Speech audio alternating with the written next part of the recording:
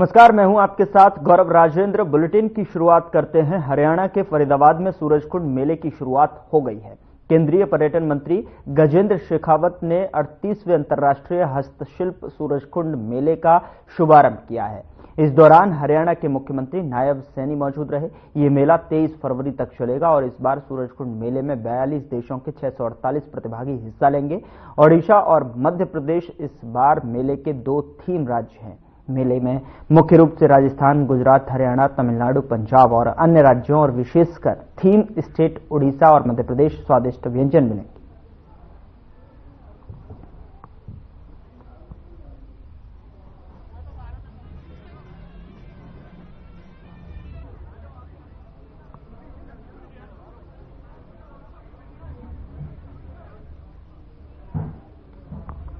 चलिए इस बीच बड़ी खबर का रुख कर लेते हैं। बड़ी खबर चंडीगढ़ से मिल रही है, जहां पर निकाय चुनाव के लिए बीजेपी की तैयारी तेज हो गई है। चुनाव के लिए पार्टी नेताओं की ड्यूटी लगाई गई है। प्रदेशाध्यक्ष मोहनलाल बड़ौली ने ड्यूटी लगाई है। तो इस वक्त की बड़ी और अहम जानकारी नगर निकाय चुनाव से जुड़ी हुई आप तक पहुंचा रहे हैं हरियाणा से, जहां पर जो है चुनाव के लिए पार्टी नेताओं की ड्यूटी लगाई गई है।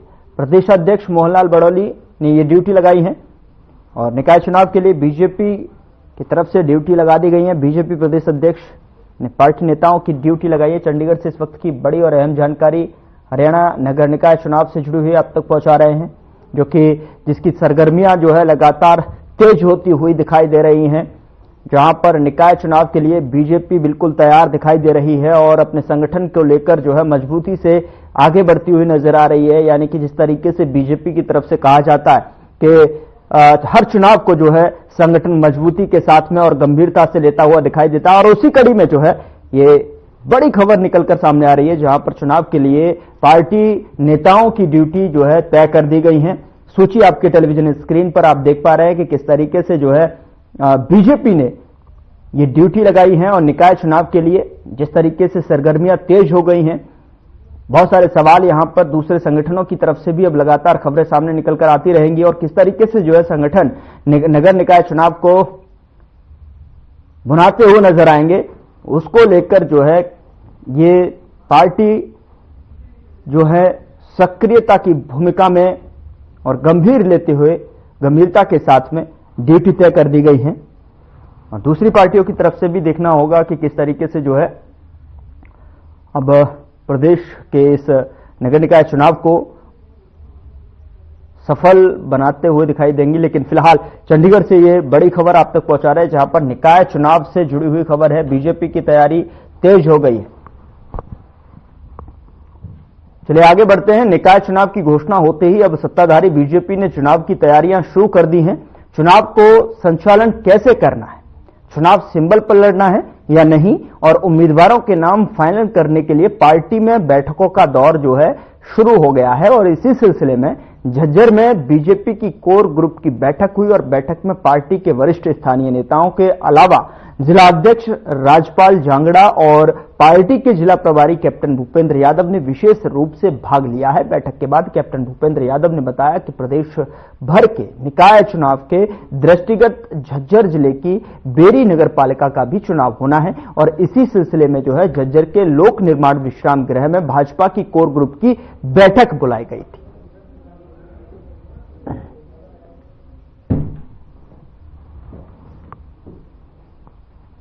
जो बैठे हैं वो जो बेरी के अंदर आने वाले समय में नगर पालिका का चुनाव है, उसके किस प्रकार से चुनाव की तैयारी की जाए, किस प्रकार से चुनाव को लड़ा जाए, ऐसे सब विचार और मंथन की दृष्टि से या जो कोर ग्रुप है भारतीय जनता पार्टी का झज्जर जिले का, ऐसे सभी सीनियर नेता कार्यकर्ता हम सब यहाँ 15-20 लोग बैठे थे। तो और किसी का अगर कोई विषय नहीं हो तो फिर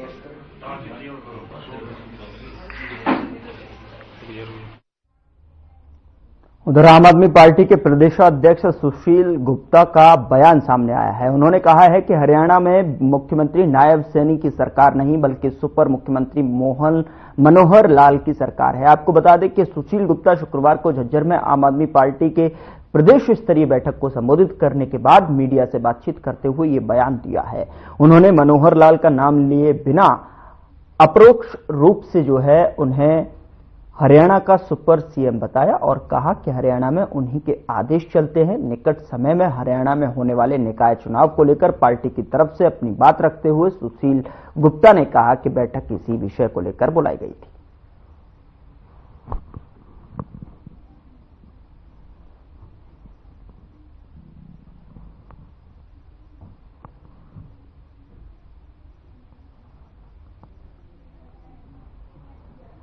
खबर नारनौल से है, जहां धूप कॉलोनी में बिजली चोरी की कंप्लेंट मिलने पर पुलिस जांच करने पहुंची। जांच के दौरान आरोपी को गाड़ी में बैठाने के दौरान काफी विवाद बढ़ गया। इस दौरान महिला पुलिसकर्मियों के साथ अभद्र व्यवहार किया गया और लेडी पुलिसकर्मियों को जो है जिंदा जलाने की कोशिश की गई। उनकी गाड़ी पर पेट्रोल डाला और बाल पकड़कर उन महिला पुलिसकर्मियों को घसीटा गया। बता दें कि पुलिस के ERV गाड़ी में महिला police assistant sub inspector Bimla और कांस्टेबल मीनाक्षी मौजूद थी।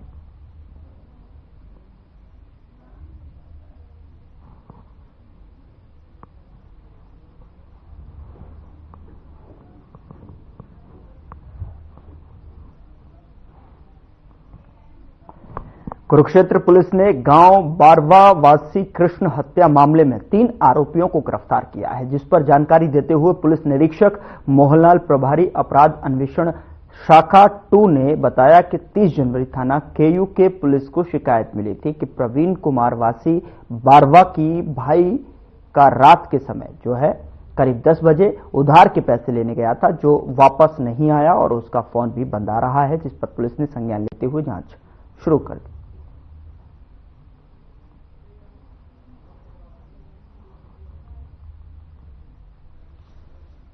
इसमें 31 तारीख को KU के थाने में एक मुकदमा दर्ज हुआ था गुमशुदगी का, जिसमें कृष्ण नाम का लड़का था जो बारवा गांव का है, जो गुम हुआ था। तो इसके परिवार वालों ने एक एप्लीकेशन दी थी कि 29 तारीख से गायब है और कुछ लड़कों पर उन्होंने शक जाहिर किया था जो गांव बारवा के ही थे, जिसमें अंकुश था और एक इसके मामले का बुआ का लड़का संदीप था, दीपू। तो कल उस लड़के की परसों डेड बॉडी रंबा नहर से मिली थी। कल उसका बोर्ड द्वारा पोस्टमार्टम करवाया गया था और संस्कार किया है कल लड़के का। और उस मुकदमे में फिर हमने 302 धाराएं जांच करके कल 3 लड़कों को गिरफ्तार किया था, जिसमें संदीप उर्फ दीपू है जो 27 साल का है, एक अंकुश है और तीसरा लड़का गौरव है जो बड़ा गांव का है।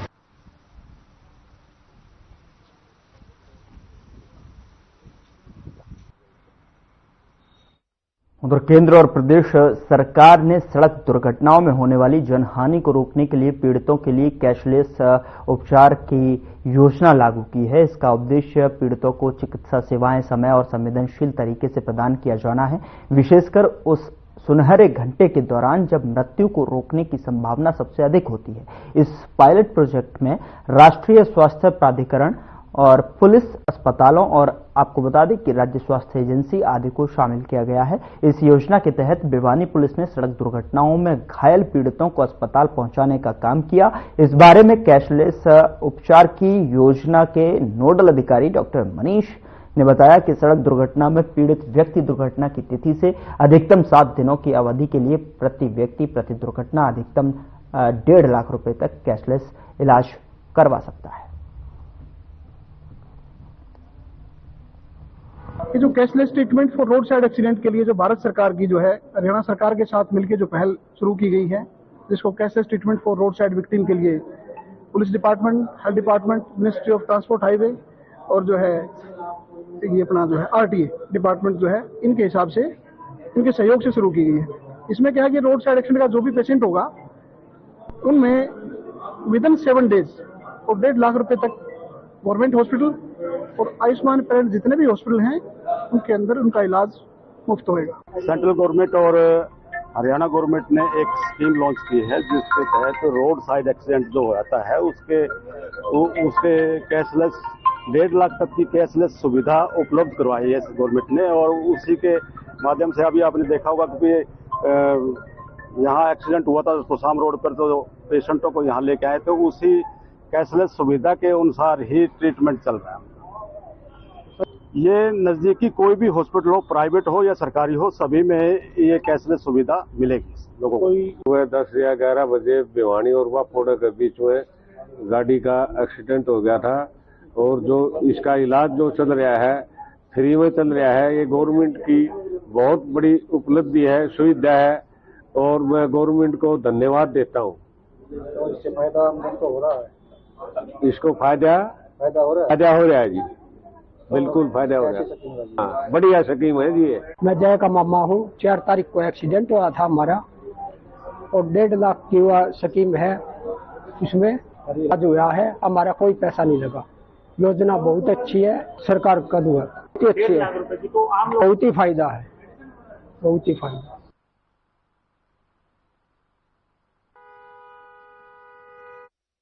रैम्स संघर्ष समिति मनेठी ने जो है एक बार फिर रेवाड़ी के माजरा में देश के 22वें निर्माणाधीन एम्स में स्वास्थ्य मंत्री जेपी नड्डा के नाम ज्ञापन सौंपकर वहां ओपीडी और एमबीबीएस क्लासें शुरू करवाने की पुरजोर जो है मांग उठाई है, ताकि इलाके के बच्चों को आगे बढ़ने का मौका और आमजन को स्वास्थ्य लाभ मिल सके। एम्स संघर्ष समिति के जिला प्रधान और अन्य सदस्यों ने कहा कि देश के निर्माणाधीन 11 एम्स में ओपीडी और एमबीबीएस की क्लासें चल रही हैं, तो रेवाड़ी से भेदभाव क्यों? उन्होंने कहा कि यदि जल्द ही इलाके की ये मांग मंजूर नहीं की गई तो इनका संघर्ष चंडीगढ़ की सड़कों तक जो है जारी रहेगा।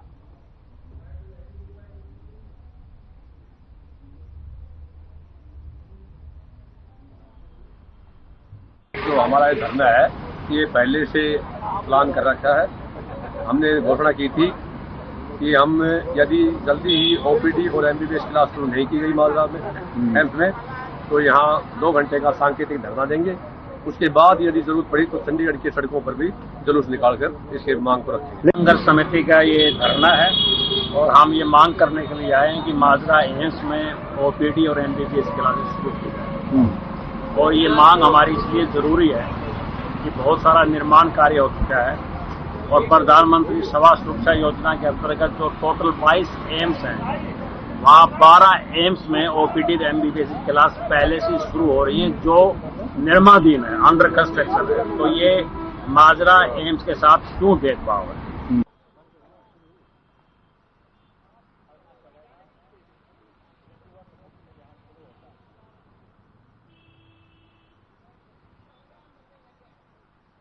उधर महेंद्रगढ़ के गांव बाघोत के मोहित सुसाइड मामले में हाई कोर्ट के आदेश पर मृतक मोहित का 58 दिन बाद अंतिम संस्कार किया जाएगा। आपको बता दें कि 13 दिसंबर की शाम को कैलाश चंद्र शर्मा के बड़े बेटे मोहित ने फंदा लगाकर आत्महत्या कर ली थी और 14 दिसंबर को कनीना के सरकारी अस्पताल में शव का पोस्टमार्टम हुआ, जिसके बाद परिजनों ने शव लेने से मना कर दिया। बता दें कि कैलाश पुजारी ने पूर्व शिक्षा मंत्री और उनके बेटे रणधीर जगत, विकास हांसी, जयवीर डांडी, पाल, सतवीर और कुलदीप पर आत्महत्या के लिए उकसाने का आरोप लगाया था, जिसके बाद हाईकोर्ट के आदेश पर जो है परिजन शव को लेकर काशी के मणिकर्णिका घाट वाराणसी के लिए निकल गए हैं और गंगा के किनारे उसका दाह संस्कार करेंगे। मोहित सुसाइड मामले में हाईकोर्ट का आदेश 58 दिन बाद ये दाह संस्कार किया जाना है, तो उसके लिए मणिकर्णिका घाट वाराणसी के लिए परिजन शव को लेकर निकल गए हैं। वहां उनका जो है दाह संस्कार किया जाना है, तो वहीं 58 दिन बाद ये अंतिम संस्कार किया जाना है। वाराणसी के मणिकर्णिका घाट पर परिजन जो है शव को लेकर निकल गए हैं। मोहित सुसाइड मामले में हाईकोर्ट का आदेश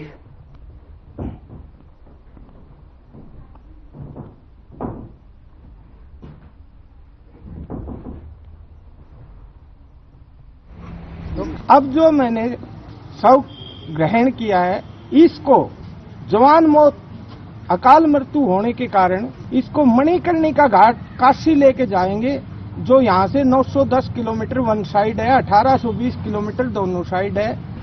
58 दिन बॉडी यहाँ रही, तो मेरे बेटे की आत्मा को मुक्ति दिलाने के लिए मैं मणिकर्णिका घाट लेके जाऊंगा। एसडीएम साहब और कानूगो जाखड़ साहब ने और यहाँ की तहसील के पूरे प्रशासन ने मेरी रिक्वेस्ट पे इन्होंने इंतजाम करके दिया, एम्बुलेंस मंगवाई।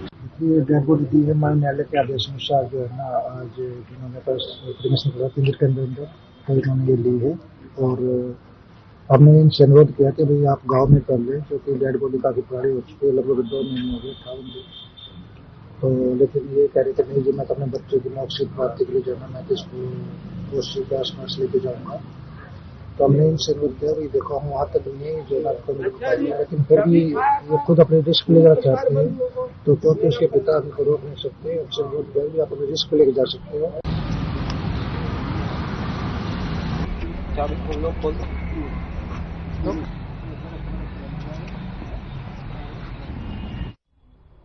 उधर रूसी लड़ाकू विमान सुखोई की दहाड़ एक बार फिर हिसार के आसमान में गूंज उठी। तेज गर्जना से दिलों की धड़कनें तेज हो गईं और रोमांच से भरा यह नजारा हर किसी के लिए अविस्मरणीय बन गया। जब आसमान में गूंजती आवाज कई किलोमीटर दूर तक सुनाई दी तो शहरवासी घरों और दुकानों से बाहर निकलकर इन फाइटर जेट्स की झलक पाने के लिए उत्सुक नजर आए। पूरे दिन शहर में विमानों की उड़ानों को लेकर चर्चा बनी रही। 4 दिवसीय भारतीय वायुसेना के विशेष प्रशिक्षण अभियान के तीसरे दिन भी 2 सुखोई विमानों ने जो है महाराजा अग्रसेन हवाई अड्डे से उड़ान भरी और अभ्यास किया।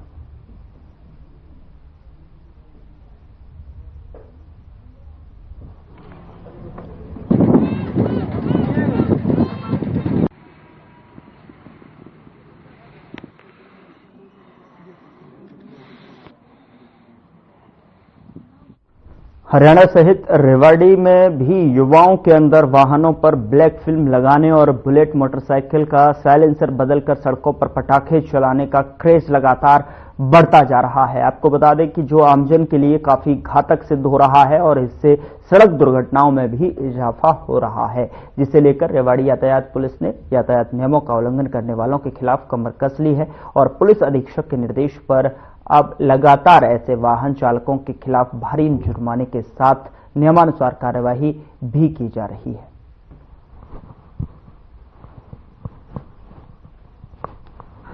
लाना हो पुलिस स्टेशन एक एसपी साहब के आदेश से स्पेशल अभियान चलाया है। ब्लैक फिल्म का चलान भी करते हैं, उसके मौके पर ब्लैक फिल्म हटवाते भी हैं ताकि कोई अपराधी किस्म के आदमी या सस्पेक्टेड है उनको भी वेरीफाई करते हैं। और ड्रिंकिंग ड्राइविंग का खिलाफ भी हमने विशेष अभियान चलाया हुआ है, जो समय समय पर अवेयर भी करते हैं और कानून तोड़ने वालों के खिलाफ नियम अनुसार कार्रवाई भी कर रहे हैं ताकि लोग सुरक्षित रहें, खुद सुरक्षित रहें, परिवार सुरक्षित रहे। क्योंकि सड़क दुर्घटनाओं में लगातार मौत का आंकड़ा बढ़ रहा है, तो जनता सुरक्षित रहे, खुद सुरक्षित रहे, इसके लिए हम समय समय पर एसपी साहब के आदेश से अवेयर भी कर रहे हैं और चलान भी।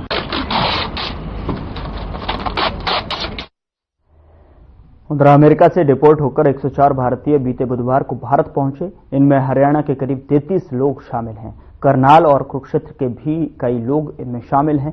अमेरिका से डिपोर्ट होकर इस्माइलवादा और आपको बता दें कि इस्माइलाबाद कुरुक्षेत्र के रॉबिन हांडा बीते बुधवार को अपने घर पहुंचे और आपको बता दें कि जो है रॉबिन जमीन बेचकर अमेरिका गए थे और वहां रॉबिन को कई तरह की परेशानियों का सामना करना पड़ा। रॉबिन ने जानकारी देते हुए बताया कि 45 लाख रुपए लगाकर अमेरिका गया था। वहीं उन्होंने यह भी बताया कि अमेरिका भेजने के दौरान जो है एजेंट ने 1 महीने का समय दिया था, लेकिन वह 7 महीने में अमेरिका पहुंचा। उसे जंगल, समुद्र, कई दुर्गम जगहों से होकर अमेरिका भेजा गया था। और बता दें कि ये कहानी अकेले रॉबिन की नहीं बल्कि भारत लौटे कई युवाओं की कहानी है जो अपनी जमीन और घर बेचकर अमेरिका गए थे, जिनको डिपोर्ट करके वापस उनके घर भेज दिया गया है।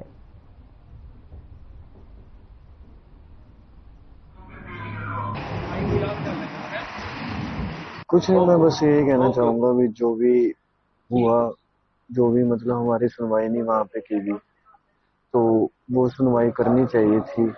और जो भी उन्होंने मतलब एक्शन लिया, अभी जैसे हमें जैसे लेके गए आए, बेड़ियों में लेके आए, जंजीरें डालकर लेके आए, वो लेके नहीं आना चाहिए था। एक प्रॉपर वे में हमारी सुनवाई करनी चाहिए थी। हम वहाँ पे कुछ अपनी करने के लिए गए थे भी कि हमारी वहाँ पे सुनवाई हो, हम क्यों आए हैं। वहाँ पे हमारे बयान वगैरह कुछ भी नहीं लिए गए, बस उन्होंने हमें इंडिया में भेज दिया।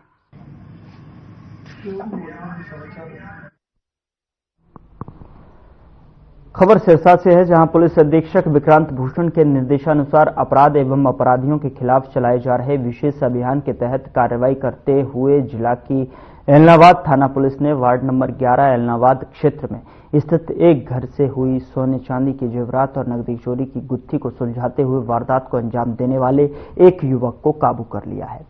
इस संबंध में विस्तृत जानकारी देते हुए एलनाबाद थाना प्रभारी सब इंस्पेक्टर सुरेंद्र सिंह ने बताया कि गिरफ्तार किए गए युवक की पहचान सतीश के रूप में हुई है। एलनाबाद थाना प्रभारी ने बताया कि पकड़े हुए युवक को अदालत में पेश कर न्यायिक हिरासत में सिरसा जेल भेजा गया है।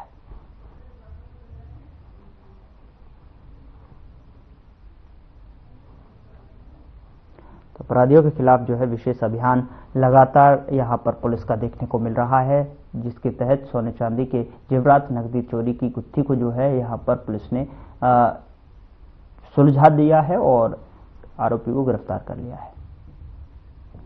सोने चांदी के जेवरात की और नकदी की जो चोरी हुई थी उसमें पुलिस ने सक्रियता दिखाते हुए और इस गुत्थी को पुलिस ने सुलझाते हुए आरोपी को गिरफ्तार कर लिया है।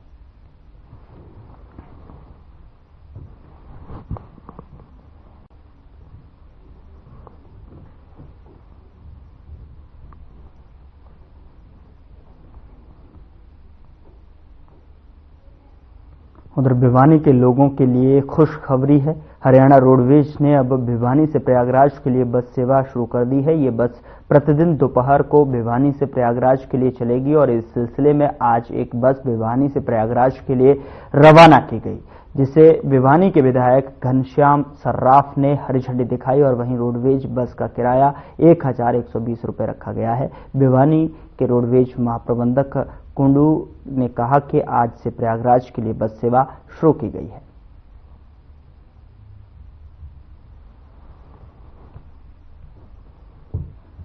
धार्मिक यात्रा के लिए प्रयागराज के लिए भिवानी से बस चली और सरकार पूरी तरह से लोगों को सुविधा देने के मूड में हमारे यहाँ से रोडवेज के प्रबंधक कुंडू जी, बरतवाल जी और सभी हमारे रामान साथी, इन सब ये सारे मिलके इस काम को आज हरी झंडी दिखा के बस को हमने यहाँ से रवाना किया है और इसके माध्यम से लोगों को बहुत बड़ा राहत मिलेगी, क्योंकि सब लोग ये सोच रहे थे कि प्रयागराज जाने का अवसर हमें प्राप्त हो। सरकार 3-4 दिन से कभी चंडीगढ़ से कभी गुड़गांव से अनेक बसें वहां पे लगाई हैं। हरियाणा सरकार के दिशा निर्देशों अनुसार आज हमने प्रयागराज के लिए बस चलाई है। रोजाना की तरह हम 1:30 बजे बस को यहाँ से रवाना करेंगे, जो यात्रियों को लेकर अपने गुड़गांव, बल्लभगढ़ और पलवल से होते हुए आगरा, इटावा और प्रयागराज पहुंचेगी और ये ऐसे सुबह वहाँ 7:30 बजे पहुंचेगी। उसके बाद गाड़ी वहां से 3:30 बजे वापसी करेगी, जो अपने भिवानी उसी रास्ते से होते हुए भिवानी आएगी।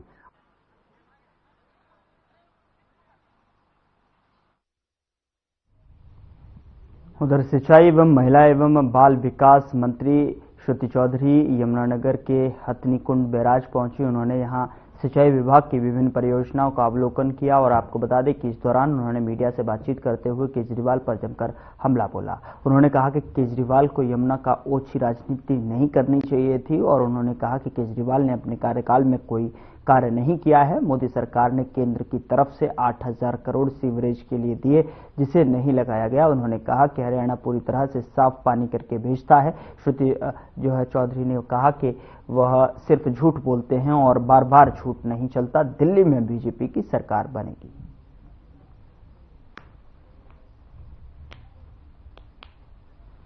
देखिए, ये हमारा जीवन रेखा है, यहाँ से तमाम पानी आता है और इतिहास भी जुड़ा हुआ है पुराना। डॉक्टर बंसीलाल ने ये हथनीकुंड बैराज की शुरुआत करी थी, उन्होंने बनाया था और आज यहाँ पे डायफ्राम बना रहे हैं। इसका लिफ्टिंग उसकी बेड की कर रहे हैं ताकि पानी और भी अच्छी तरीके से पहुँचा सके। एक और पीछे जो प्रोजेक्ट चल रहा है जहाँ पे कैपेसिटी आगे बढ़ सके, ताकि फ्लड के टाइम पे, ये मानसून के टाइम पे हम लोग अच्छी तरीके से आगे पहुंचा सके पानी। तो सबका मैं आज इंस्पेक्शन करने आई हूँ।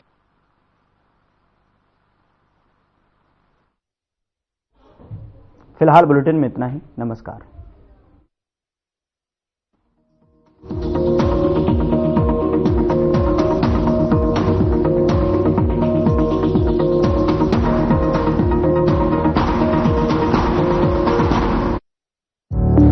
Through constant innovation